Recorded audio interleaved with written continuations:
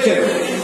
তাপসদা জানেন, তাপসদাকে আমরা শেষ চেষ্টা করেছিলাম এক পরিবারের মধ্যে রাখতে, কারণ তাপসদা আমাদের খুব প্রিয় পাত্র।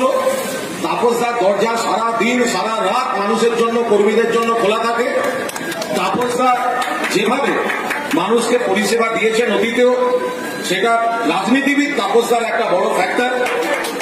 যখন তখন যে কোনো কর্মী, দলের কর্মী তাকে পায়। কিন্তু দুর্ভাগ্য, রাজনীতির ময়দান আমরা একটা উল্টো দিকে পড়ে গিয়েছি।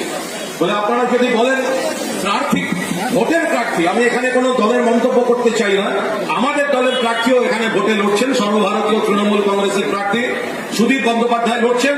আবার প্রার্থী হিসেবে ব্যক্তিগতভাবে তাপসদাকে আমি কোথাও জনপ্রতিনিধি হিসেবে 1 ইঞ্চি পেছনে রাখতে পারবো না, কারণ তাপসদা মানুষ হিসেবে, সংগঠক হিসেবে দরজা খুলে, মন খুলে মানুষের জন্য কাজ করে। দুর্ভাগ্য,